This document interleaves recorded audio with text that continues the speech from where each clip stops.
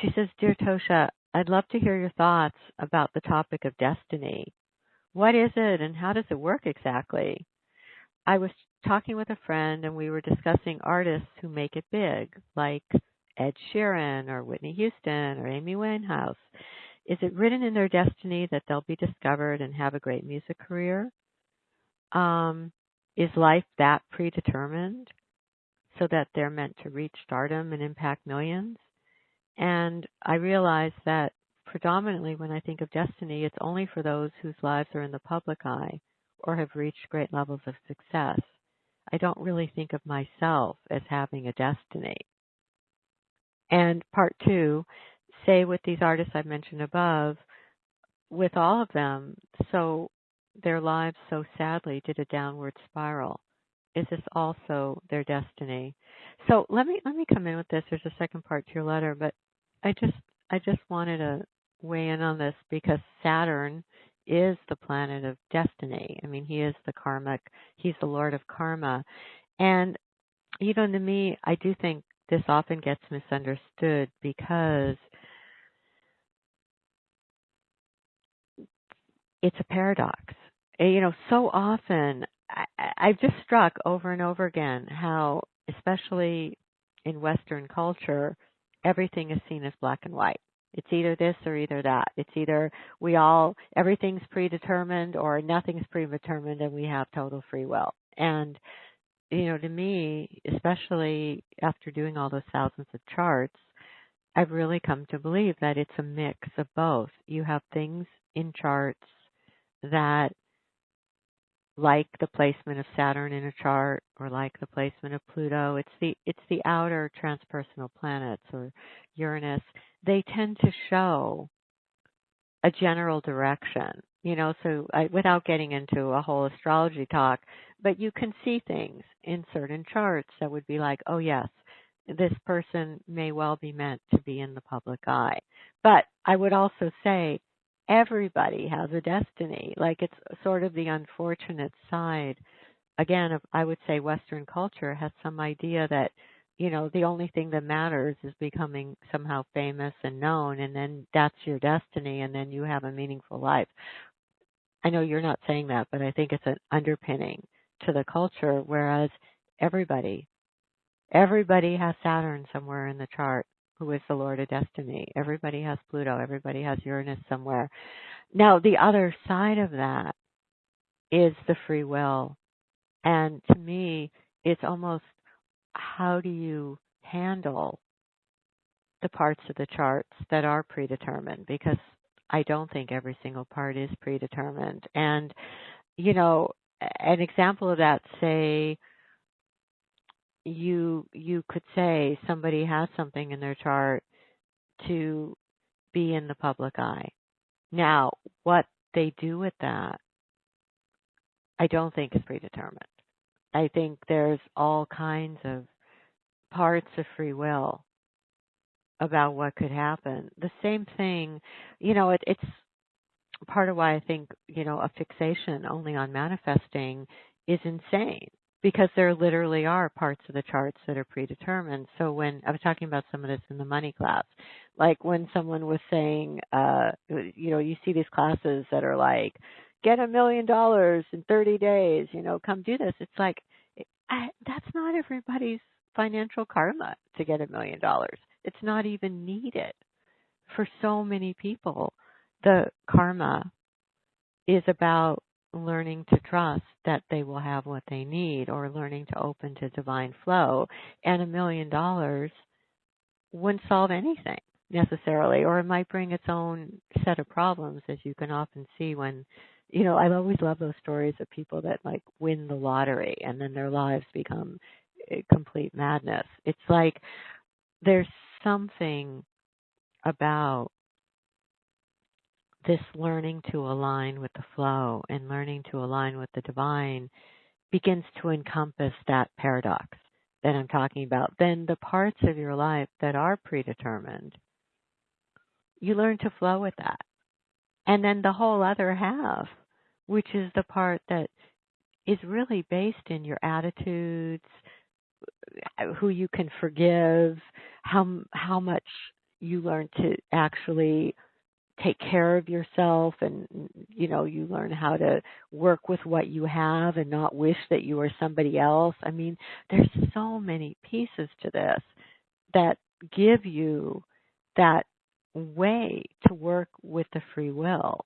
And I think I might have told this story like a million years ago, but your letter really made me think of it, which is I used to have this very good friend. It was this really wonderful woman. It was back when I was in my 30s. And she was a phenomenally beautiful, physically beautiful person in the way that this culture calls beauty. Like she really looked like a supermodel. And she was always saying to me when we were in our 30s, because we were pretty much the same age, she would say, I don't want to live past 40, because she literally had the ability, in her 20s and 30s, she had like this bizarre superpower. Like she could walk into any room and walk up to anybody and get anything. And especially, she was straight, and she could do this with guys constantly. Like she could get somebody to leave their wife. She could, and I used to say to her, this isn't necessarily such a great superpower. Like this is causing a lot of craziness in your life. And she's like, no, I need this. And she had this thing that when she got to 40, she would start to have little crow's feet and things, and this power was not going to be as strong. And she'd just say, I don't know that I want to be on the planet, to watch, to lose that. Like she goes, I love having this. And we've talked about this so many times. Well, I don't know, I think it was a few months after her 40th birthday, she was in a plane crash and she died. And I have thought of that story so many times when you come to the issue of destiny. Because, I've often thought, I don't know that it was predetermined in her chart to die at 40.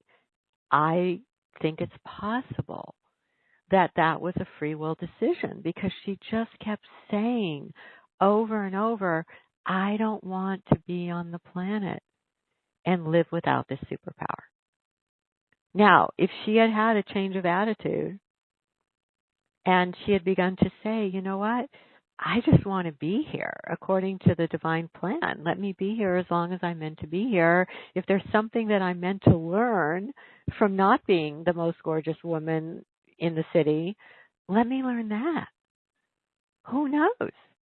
Maybe she wouldn't have been in that plane crash. I don't know. I mean, this is the place where I really think destiny and free will, it's they in some systems they call it like those are the two wings of the bird, destiny and free will. Sometimes I call it grace and self-effort. They both coexist, and in a sense I feel like we work with both in this forum, because that idea that you control everything through your thoughts and your beliefs, that leaves out destiny. And yet the idea that everything is predestined takes away free will.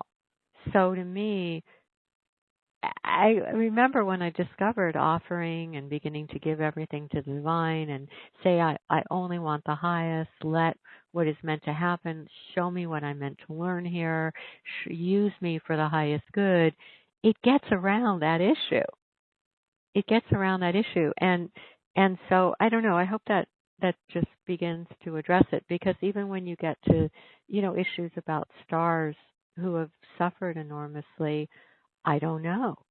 Who knows if there was a part of the chart that says, well, the stardom is predetermined, but the rest of it is going to depend whether, the help that's needed, whether you're open to the help that's needed, or, I don't believe that there's a chart set up that says it's insistent that you have a suffering life.